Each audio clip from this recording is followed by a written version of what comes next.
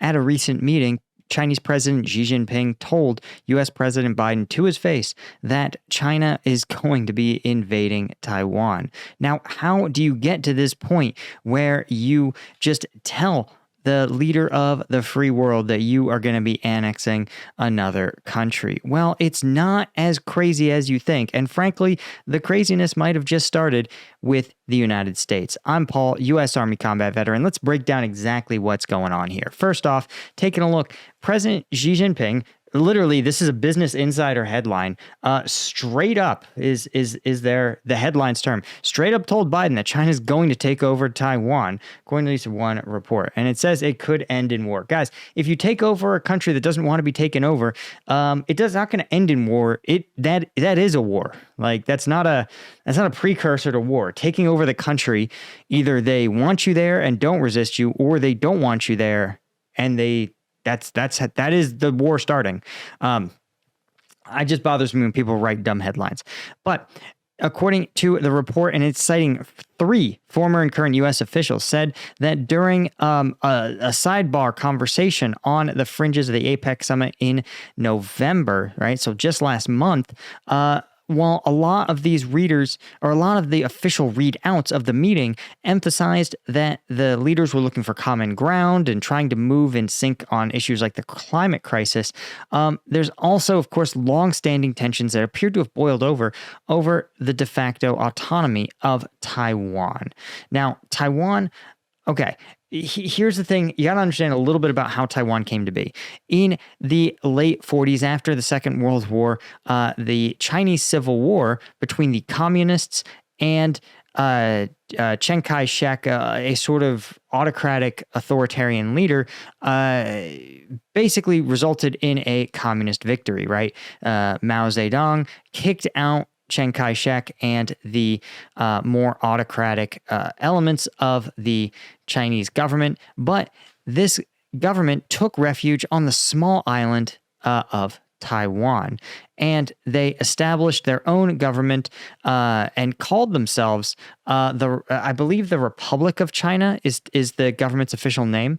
And meanwhile, Mao Zedong created the PRC, the People's Republic of China. Now, you may notice that these names sound the same because they literally both consider themselves the legitimate government of both China and Taiwan.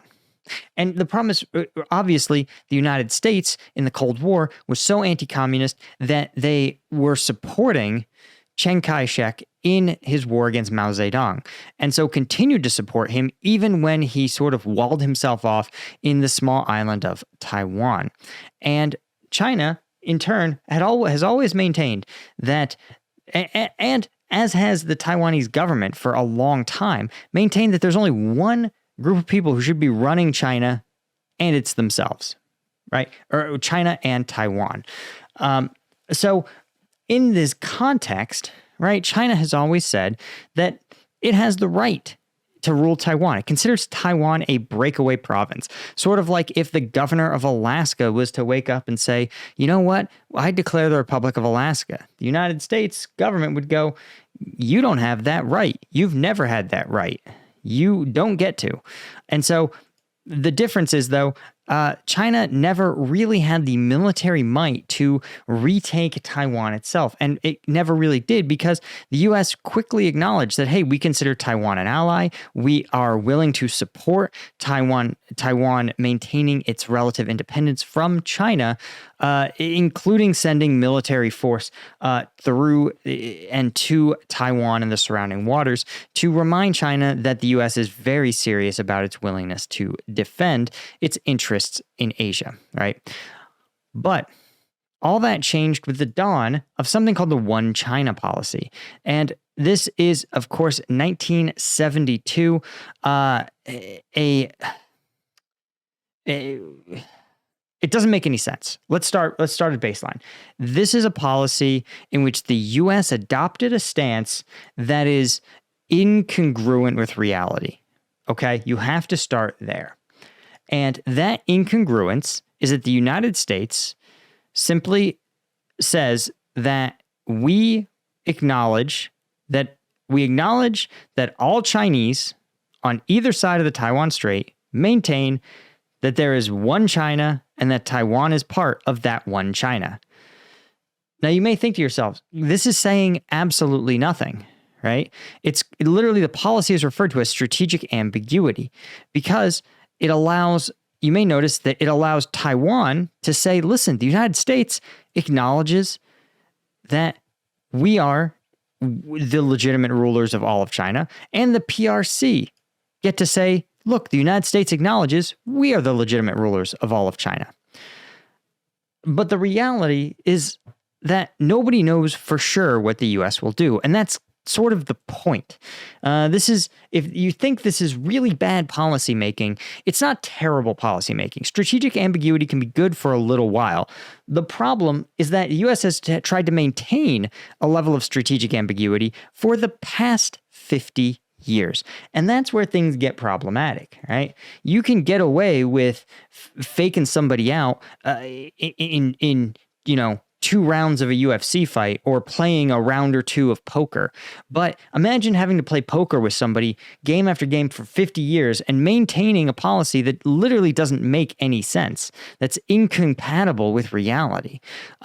It becomes increasingly Byzantine and impossible. It's like maintaining a lie every time, right? You make an easy lie might be simple, right? You don't want to tell your wife you were planning your anniversary dinner. So when she asks where you were, you say, oh, I was getting the car cleaned, right? But if you have to maintain I don't know, if you're maintaining like a long-term drug habit or, your secret family or something, right? The lies over years become more and more complex and impossible to juggle, and they stop making sense. And so this is like that, but a million times more complex, because instead of lying to like one person, you're lying to 2 entire countries, sort of.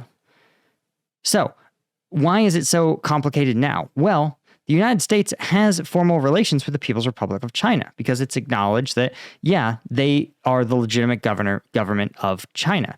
And the only country that the U.S. acknowledges is the head of China is Beijing.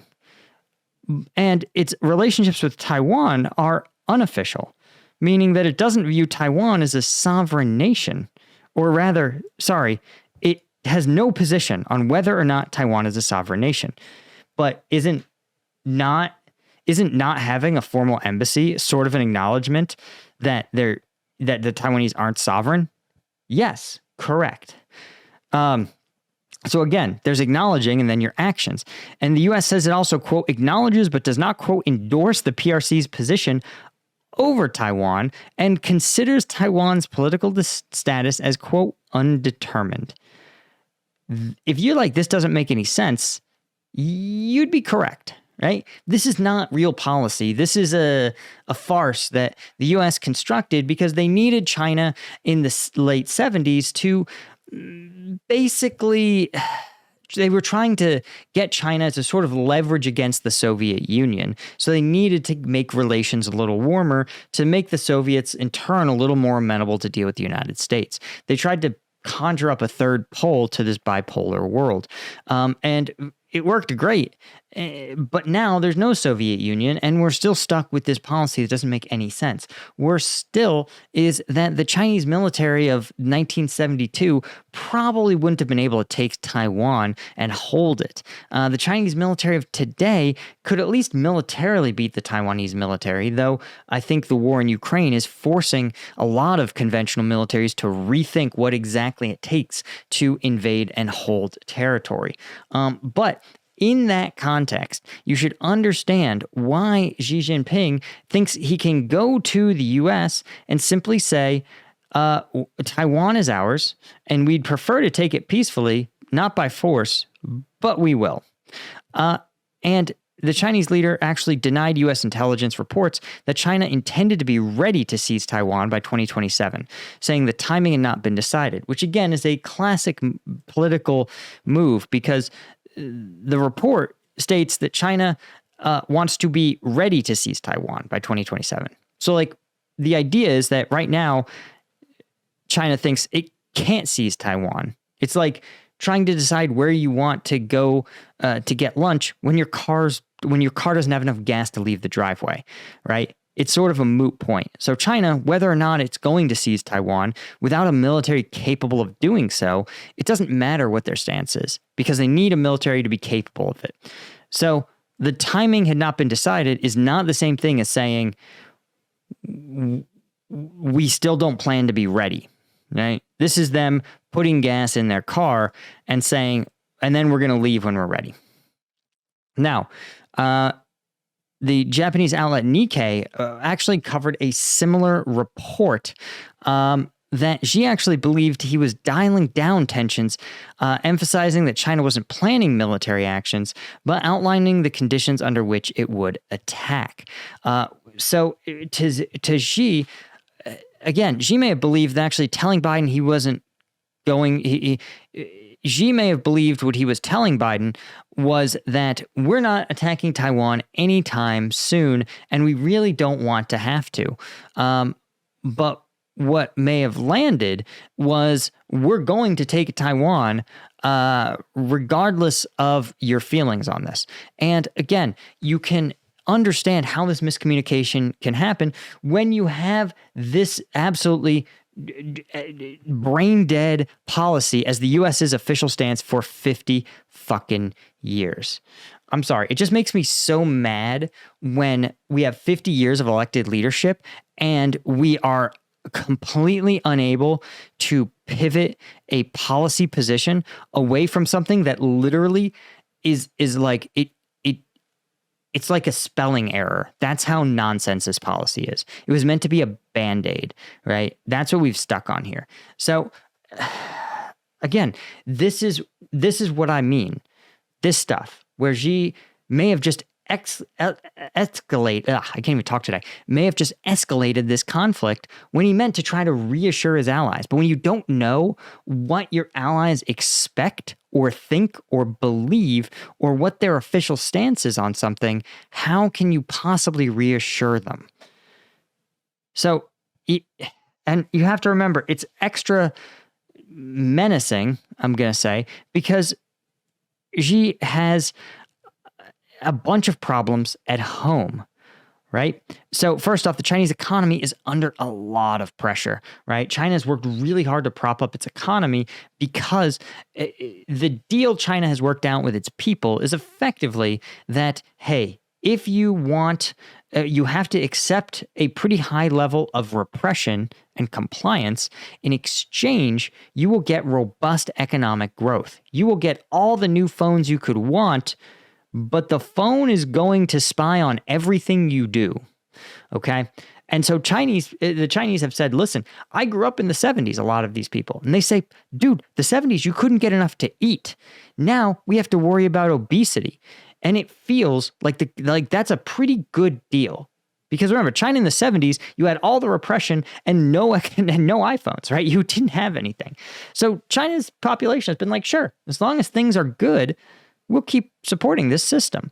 The problem is the system isn't really looking so good, right? The Chinese stock market is considered basically a giant fraud, and most people invest their money in real estate, but the only way there's enough real estate to keep absorbing people's investment is for the Chinese to build and build and build. And well, frankly, the Chinese government's been trying to kind of figure out a way to soothe or smooth out this total economic chaos that's sort of been a slow train crash of their real estate and in turn their economy at large.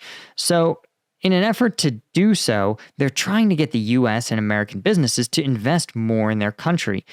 The problem is, of course, that nobody wants to invest in a country that's under sanctioned, and definitely no one wants to invest in a country that's preparing to invade a U.S. ally, right? Would you, if you could go back and invest in Russia in, December of 2020, would you do it? Like, no, absolutely not, guys. So.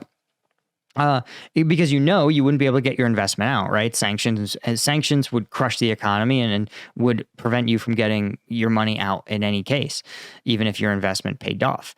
So Xi is sort of stuck in this world where he has a lot of problems at home. He needs Americans. He can't piss them off, but also a nationalist campaign like a war would help soothe domestic problems at home. It would help galvanize national sentiment around this kind of project. And that's kind of the fear. The other fear that the US has is that China is sitting on a demographic time bomb, right? Because of their one-child policy, China ends up now, 30 years later, with a generation that is overwhelmingly male because of gender selection and gender bias in Chinese society. When you can only have one kid, you want that kid to be male. The problem is that a lot of those, there physically aren't enough human women in China for all the men, right? Because of that one-child policy. And even if every one of those women was partnered and had 2 kids, they still wouldn't be able to overcome the massive demographic cliff that China sort of created for itself with its one-child policy. So Xi is looking and saying, listen, we have to achieve some foreign policy objectives before we literally don't have an economy and a demographic situation that'll permit us to do it, right? You can't have, despite Russia and frankly Ukraine's best efforts, you can't have 65-year-olds fighting wars. So you may not have the young, able-bodied generation to go into a war with Taiwan. And I'm sure China looks at places like Ukraine and it says, damn, we thought wars were going to be fast, high-tech, lightning operations, but now they're saying, damn, I think a war is going to be long, it's going to be brutal, it's going to involve a lot of casualties, and we need to have a military that can, and an economy and a demographic country that can fight this war. And the fact is, China's not going to be getting better. They're going to be getting worse as the demographic decline of the one-child policy hits them harder and harder. And that's the kind of the fear the U.S. is stuck facing down with. A China that can't seem to get its act together, a increasingly potentially desperate Xi Jinping, and of course, an ally where the U.S. has had one foot out the door for the better part of 50 years. Anyway, guys, that is all I had. As a quick shout out, though, you guys know, I don't get a lot of sponsors because I make so much war content. So I did the logical thing and I launched my own company. This is Strike Gum. Strike Gum is the superior to these energy drinks in every way. Why? Energy drinks, 160 calories. I bought it at a gas station this week. This thing is $4, guys. I mean, imagine taking 2 of these a day. You're talking about like $8 a day, right? And what do you get for it? You get 41 grams of sugar, and you get 114 milligrams of caffeine. This Strike Gum, each individual piece is, let me see if I can find my piece here. Each individual piece, I don't even have it with me, is 90 milligrams of caffeine, 100 milligrams of alpha GPC, 0 sugar, and 5 pieces in every pack, right? So price-wise, this is like $5.99. And we're doing our Christmas New Year's deal where there is free shipping for orders over $70. So you can't lose, guys. Check it out. I guarantee this, chew one piece, it will hit harder than an 8-ounce energy drink. So check us out, guys, strikegum.com. Oh, and 50% of the profits from the first production run donating to charities that benefit Ukrainian civilians who were injured or displaced by the conflict. So that's all I got, guys. Thank you so much. See you in the next one. Hit like and subscribe. Cheers.